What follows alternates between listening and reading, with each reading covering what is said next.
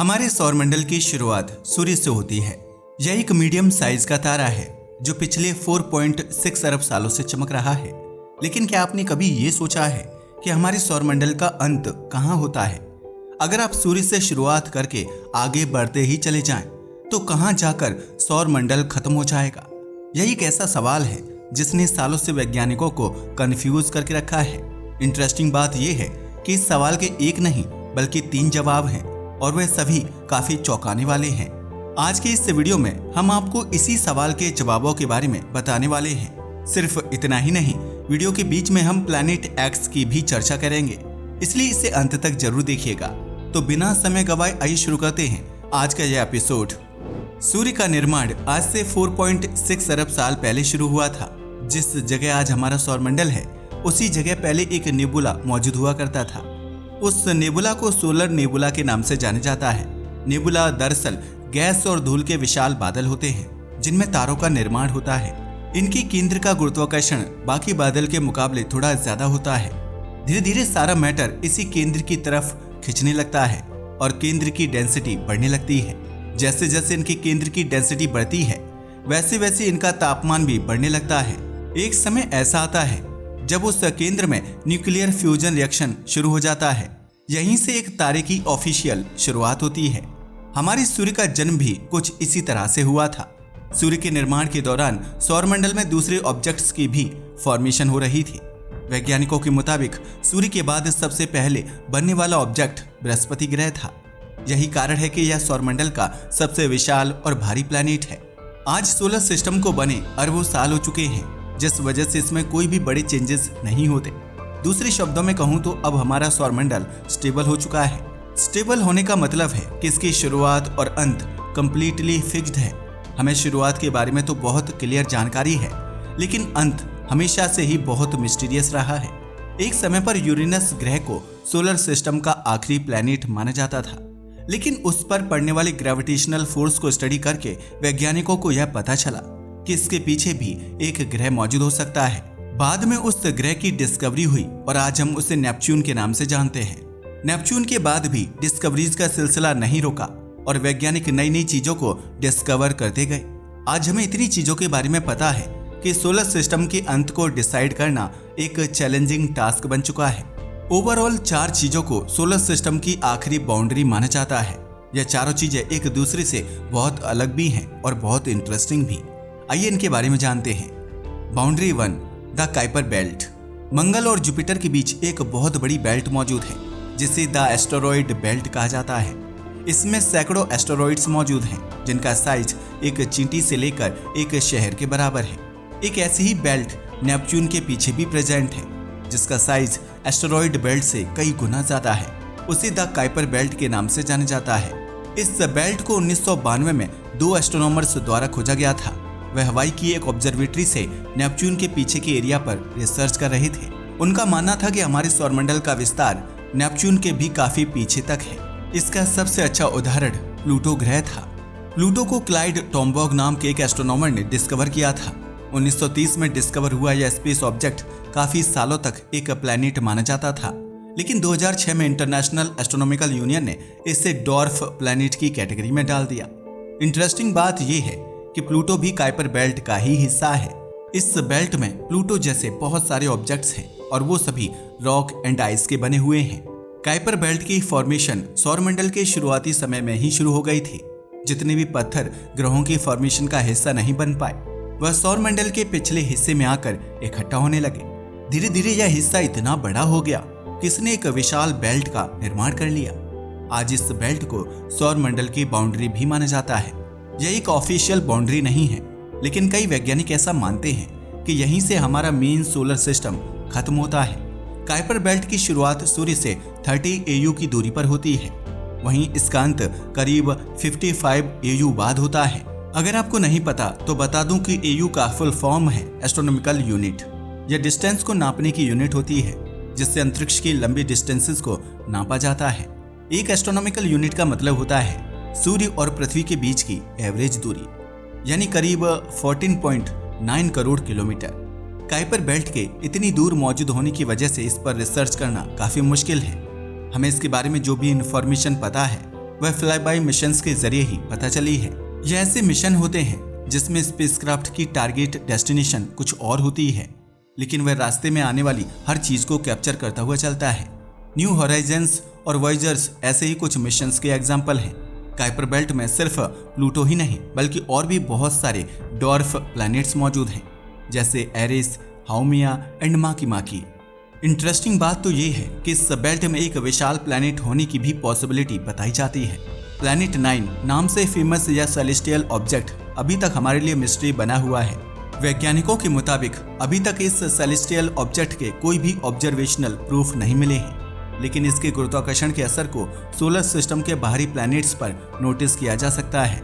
हैरानी वाली बात यह है कि ऐसा जरूरी नहीं है कि प्लैनेट 9 असल में एक प्लैनेट ही हो। यह एक विशाल एस्टेरॉइड से लेकर एक ब्लैक होल तक कुछ भी हो सकता है। ब्लैक होल्स प्रकाश को कंप्लीटली ऑब्जर्व कर लेते हैं, इस वजह से उन्हें देखना इम्पॉसिबल हो जाता है। ऐसा हो सकता है कि काइपर बेल्ट में भी एक ऐसा ही ब्लैक होल छिपा हो। हम उसे डायरेक्टली देख तो नहीं सकते, लेकिन उसके ग्रेविटेशनल इफेक्ट्स को जरूर नोटिस कर सकते हैं। इसके अलावा प्लैनेट 9 कई छोटे ऑब्जेक्ट्स का एक समूह भी हो सकता है। कुछ वैज्ञानिक बताते हैं कि यह काइपर ऑब्जेक्ट्स का एक ग्रुप है जिनका कंबाइंड गुरुत्वाकर्षण बल काफी स्ट्रॉन्ग है। कुछ थ्योरीज के मुताबिक प्लैनेट 9 एक सुपर अर्थ भी हो सकती है। यह एक इस तरह का प्लैनेट होता है जिसका साइज और मास पृथ्वी के मुकाबले काफी ज्यादा होता है, लेकिन इनमें मौजूद मेटल्स और एटमॉस्फेरिक कंडीशंस बिल्कुल पृथ्वी जैसी होती हैं। वैज्ञानिक ऐसे प्लैनेट्स में काफी दिलचस्पी लेते हैं। यह ग्रह इंटरेस्टिंग होने के साथ साथ काफी इंफॉर्मेटिव भी होते हैं। इनसे हमें पृथ्वी के पास्ट, प्रेजेंट और फ्यूचर के बारे में जानकारी मिलती है।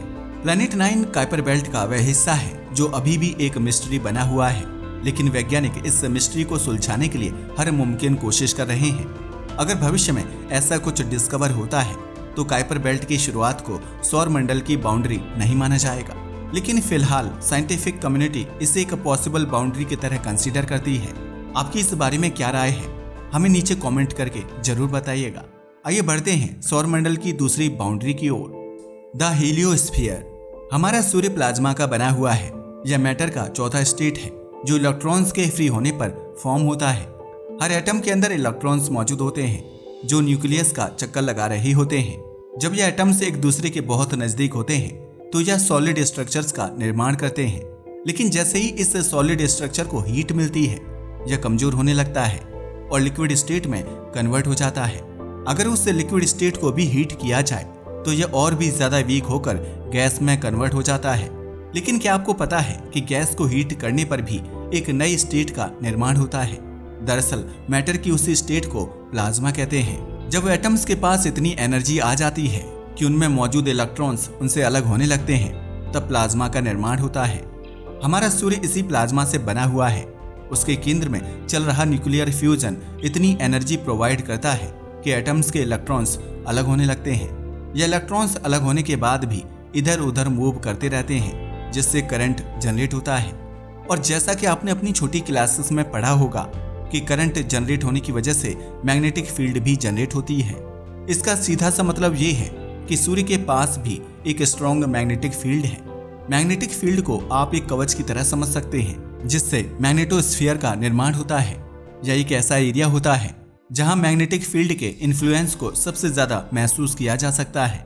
सूर्य का मैग्नेटोस्फीयर इतना विशाल है कि यह काइपर बेल्ट की बाउंड्री से भी पीछे तक मौजूद है। इस मैग्नेटोस्फीयर को आप एक बड़े से बबल या गुब्बारे जैसा समझ सकते हैं। यह गुब्बारा हमें बाहरी अंतरिक्ष से आने वाली रेडिएशन से बचाने का काम करता है। मैग्नेटिक फील्ड्स चार्ज्ड पार्टिकल्स को ब्लॉक करने का काम करती है। हमारी पृथ्वी के पास भी एक स्ट्रॉन्ग मैग्नेटिक फील्ड है जो सूर्य से निकलने वाले चार्ज्ड पार्टिकल्स को ब्लॉक करती है। जब यह चार्ज्ड पार्टिकल्स मैग्नेटिक फील्ड से टकराते हैं तो कलरफुल लाइट्स का निर्माण होता है। इन्हें नॉर्दर्न लाइट्स या अरोरा के नाम से जाना जाता है।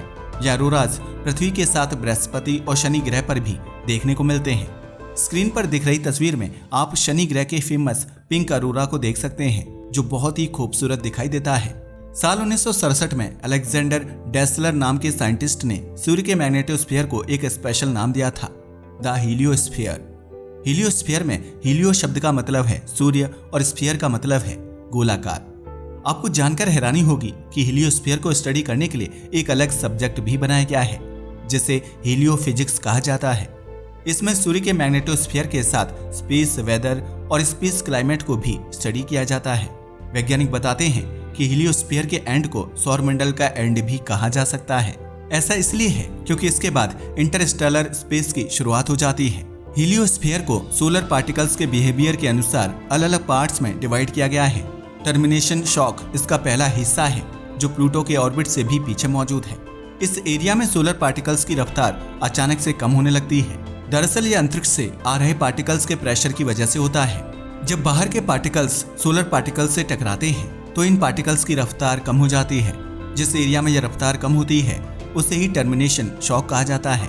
टर्मिनेशन शॉक के बाद हीलियोशीथ नाम का एक एरिया आता है। यहाँ पर पार्टिकल्स और धीमी हो जाती है और वे हीलियोपॉज की ओर बढ़ने लगते हैं। हीलियोशीथ के बाद सूर्य का मैग्नेटिक इन्फ्लुएंस खत्म हो जाता है और इसकी आखिरी बाउंड्री को ही हीलियोपॉज कहते हैं। हीलियोपॉज के बाद शुरुआत होती है इंटरस्टेलर स्पेस की। यहाँ सोलर पार्टिकल्स की जगह दूसरे पार्टिकल्स की संख्या ज्यादा होती है। यह पार्टिकल्स मिल्की वे में मौजूद बाकी स्टार्स द्वारा रिलीज किए गए होते हैं। इंटरेस्टिंग बात यह है कि हम इंसान 2 स्पेसक्राफ्ट्स को इंटरस्टेलर स्पेस में सेंड कर चुके हैं। जैसा कि आप में से ज्यादातर लोग जानते ही होंगे, वह 2 स्पेसक्राफ्ट्स हैं, वॉयेजर 1 और वॉयेजर 2। वॉयेजर 1 इंटरस्टेलर स्पेस में जाने वाला पहला स्पेसक्राफ्ट था। 25 अगस्त 2012 को इसने हीलियोस्फीयर की बाउंड्री यानी हीलियोपॉज को क्रॉस किया था। नासा के वैज्ञानिकों के मुताबिक हीलियोपॉज के गुजरते वक्त वॉयेजर ने एक बहुत बड़ा चेंज नोटिस किया था। जैसे ही उसने हीलियोपॉज को टच किया, वैसे ही उसके इंस्ट्रूमेंट ने 40 गुना अधिक प्लाज्मा डेंसिटी रिकॉर्ड की। इसका सीधा सा मतलब था कि हीलियोपॉज में बहुत सारे सोलर पार्टिकल्स मौजूद होते हैं। यह पार्टिकल्स सूर्य से निकलने के बाद मैग्नेटोस्फीयर के एंड में जाकर इकट्ठा हो जाते हैं। इनके इकट्ठा होने से बाहर की रेडिएशन सौर मंडल के अंदर नहीं आ पाती और यही कारण है कि हीलियोस्फीयर को एक कवच भी कहा जाता है। पहले यह माना जाता था कि हीलियोस्फीयर का आकार स्फेरिकल होगा। इसके नाम में ही स्फीयर शब्द जुड़ा हुआ है। लेकिन हैरानी की बात है कि ऐसा नहीं है। हीलियोस्फीयर दरअसल एक कॉमेट के आकार का है। इसके आगे का हिस्सा मोटा और पीछे का हिस्सा बहुत पतला है, बिल्कुल एक कॉमेट की पूंछ की तरह। यही कारण है कि हीलियोस्फीयर के पिछले हिस्से को हीलियोटेल भी कहा जाता है। ज्यादातर साइंटिफिक कम्युनिटी हीलियोस्फीयर को ही सौरमंडल का अंत मानती है, लेकिन कुछ वैज्ञानिक ऐसे भी हैं जो इस बाउंड्री से भी संतुष्ट नहीं है। वह एक दूसरी चीज को सोलर सिस्टम की बाउंड्री कंसीडर करते हैं। वह दूसरी चीज है ओर्ट क्लाउड। ओर्ट क्लाउड एक बहुत ही विशाल बादल है जो बर्फीले पत्थरों से बना हुआ है। यह बादल सौरमंडल के चारों ओर मौजूद है, लेकिन इसे पृथ्वी से देख पाना इम्पॉसिबल है। ऐसा इसलिए है क्योंकि यह सूर्य से 2000 से 2 लाख एस्ट्रोनॉमिकल यूनिट्स दूर है, जो एक बहुत ही बड़ी डिस्टेंस है। इस क्लाउड की कॉन्सेप्ट को 1950 में इंट्रोड्यूस किया गया था। उस समय जैन ओर्ट नाम के एक डच एस्ट्रोनॉमर कॉमेट्स को स्टडी कर रहे थे। उनके दिमाग में एक बड़ा सवाल था कि यह कॉमेट्स असल में आते कहां से हैं। यह सवाल भले ही बहुत मामूली लगे, लेकिन इसकी वजह से एक बहुत इंटरेस्टिंग चीज की डिस्कवरी होने वाली थी। रिसर्चेस के बाद यह पता चला कि सौरमंडल के पिछले इलाके में कॉमेट्स का एक बहुत बड़ा समूह मौजूद है और पृथ्वी से दिखने वाले ज्यादातर कॉमेट्स इसी इलाके से आते हैं। क्योंकि जैन ओर्ट का इस इलाके को डिस्कवर करने में सबसे बड़ा योगदान था, इसलिए इसे ओर्ट क्लाउड के नाम से जाना जाता है। ओर्ट क्लाउड के 2 मेन हिस्से हैं, जिन्हें इनर ओर्ट क्लाउड और आउटर ओर्ट क्लाउड के नाम से जाना जाता है। इनर क्लाउड का आकार एक डिस्क जैसा है और इसे हिल्स क्लाउड भी कहा जाता है। वैज्ञानिक मानते हैं कि ज्यादातर कॉमेट्स इसी डिस्क से ओरिजिनेट होते हैं, लेकिन सोलर सिस्टम की बाउंड्री को समझने के लिए ओर्ट क्लाउड के आउटर हिस्से को समझना ज्यादा इंपॉर्टेंट है। इसका शेप ऑलमोस्ट एक परफेक्ट स्फीयर जैसा है और इसने सौरमंडल को एक बबल की तरह कवर कर रखा है। इसके पीछे की बाउंड्री को हिल स्फीयर कहा जाता है। यह एक ऐसी बाउंड्री है जहां से सूर्य का गुरुत्वाकर्षण बल ऑलमोस्ट खत्म होने लगता है। ब्रह्मांड में मौजूद हर फोर्स की तरह ग्रेविटी की भी अपनी एक रेंज होती है। जैसे जैसे डिस्टेंस बढ़ती है, वैसे वैसे एक ऑब्जेक्ट का गुरुत्वाकर्षण बल कम होने लगता है। इस कॉन्सेप्ट को सबसे पहले न्यूटन ने एक्सप्लेन किया था और यह लॉ ऑफ ग्रेविटेशन के नाम से जाना जाता है। ओर्ट क्लाउड की फॉर्मेशन आज भी हमारे लिए एक मिस्ट्री बनी हुई है। कुछ वैज्ञानिकों के मुताबिक इसमें मौजूद कॉमेट्स हमारे ही सोलर सिस्टम में बने थे।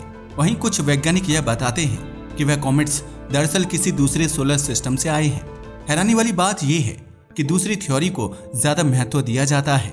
जुलाई 2020 में आमिर सिराज नाम के वैज्ञानिक ने एक बहुत ही इंटरेस्टिंग डिस्कवरी की थी। उन्होंने यह पता लगाया था कि ओर्ट क्लाउड के 90% कॉमेट्स दूसरे तारों की प्रोटोप्लैनेटरी डिस्क से आए हैं। प्रोटोप्लैनेटरी डिस्क पत्थर, धूल और गैस की एक विशाल डिस्क होती है। जैसा कि इनके नाम से ही पता चलता है, इसमें ही प्लैनेट्स और एस्टेरॉइड्स की फॉर्मेशन होती है। आमिर द्वारा की गई यह डिस्कवरी बहुत इंपॉर्टेंट थी। इससे यह क्लियरली पता चलता है कि अपने शुरुआती दिनों में सूर्य दूसरे तारों के साथ भी इंटरेक्ट करता था। इसी थ्योरी को आगे बढ़ाते हुए कुछ वैज्ञानिक बताते हैं कि प्लैनेट 9 भी किसी दूसरे तारे का प्लैनेट हो सकता है। उसकी फॉर्मेशन किसी दूसरे तारे की डिस्क में हुई होगी, लेकिन सूर्य के गुरुत्वाकर्षण की वजह से वह हमारे सोलर सिस्टम में आकर फंस चुका है। खैर, यह थ्योरी सच हो ना हो, लेकिन यह बात तो क्लियर है कि ओर्ट क्लाउड हमारे सौरमंडल की आखिरी बाउंड्री है। यह आखिरी ऐसी चीज है जो सूर्य के गुरुत्वाकर्षण से बंधी हुई है। इसके बाद सोलर सिस्टम का ही नहीं बल्कि सूर्य के गुरुत्वाकर्षण का भी अंत हो जाता है। वॉयेजर 1 काइपर बेल्ट एंड हीलियोस्फीयर को तो पार कर चुका है, लेकिन ओर्ट क्लाउड तक पहुंचने में उसे करीब 300 सालों का समय लगेगा। चौंकाने वाली बात तो ये है कि इसे पार करने के लिए वॉयेजर को 30,000 सालों तक लगातार चलते रहना पड़ेगा। इससे आप ओर्ट क्लाउड और सोलर सिस्टम के विस्तार का अंदाजा लगा सकते हैं। फिलहाल हमारे पास ऐसा कोई भी स्पेसक्राफ्ट नहीं है जो इस रीजन तक जाकर इसकी स्टडी कर सके। स्पेसक्राफ्ट के अलावा हमारे पास कोई ऐसा टेलीस्कोप भी नहीं है जो इतने दूर मौजूद कॉमेट्स को ऑब्जर्व कर पाए। हम सिर्फ इतना जानते हैं कि यह सोलर सिस्टम का आखिरी पॉइंट है, जिसे पार करना हमारी कैपेबिलिटीज के बाहर है। वैसे आपको क्या लगता है कि काइपर बेल्ट, हीलियोस्फीयर और ओर्ट क्लाउड में किसे सोलर सिस्टम की बाउंड्री मानना चाहिए? हमें नीचे कमेंट करके जरूर बताइएगा। आज की वीडियो के लिए बस इतना ही। वीडियो पसंद आया हो तो इसे लाइक और शेयर करें, साथ ही चैनल को भी सब्सक्राइब करें। धन्यवाद।